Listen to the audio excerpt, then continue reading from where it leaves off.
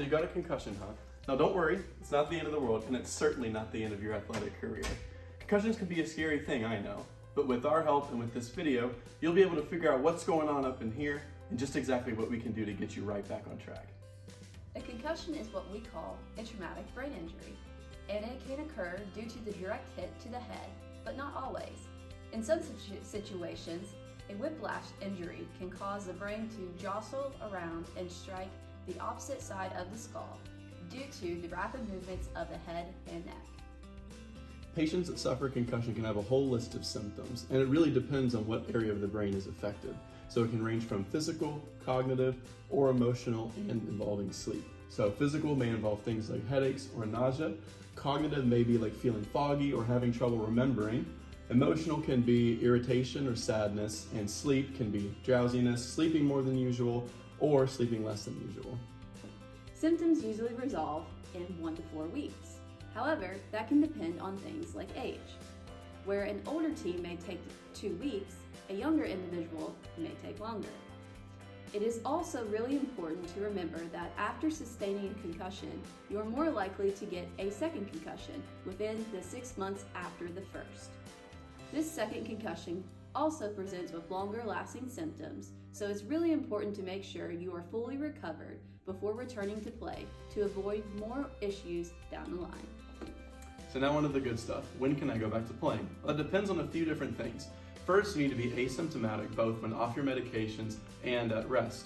Then we, the physical therapists, can initiate the 6 stages of return to play. The 6 stages of return to play are listed in order of intensity based on the sport-specific exercises that you'll be partaking in. And it ranges from no activity, light aerobic exercises, sport-specific exercises with no contact, non-contact sport drills, full contact sport drills, and full activity. It's also important to know that each of these are divided in 24-hour increments, so at minimum, once you start this, it should take at least 5 days to go to return to full activity. The first exercise is called the ball toss. Put a small ball in one hand. Toss the ball up in the air and catch it with the same hand. While doing this exercise, move the head and the eyes in the direction of the ball. Repeat this exercise 2 times a day with 15 tosses for both hands. This helps work your hand-eye coordination. This exercise is called the Brock string vision exercise. Use a 3-foot string with 3 different color beads. Place the beads along a string, spaced out about 1 foot apart. Tie the string on the end of a water bottle, or in this case, a wall.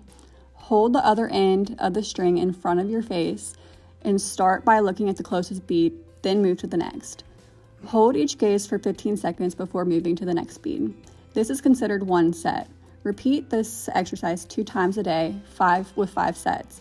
This works on visual focus. This exercise is semi-tandem pillow balance.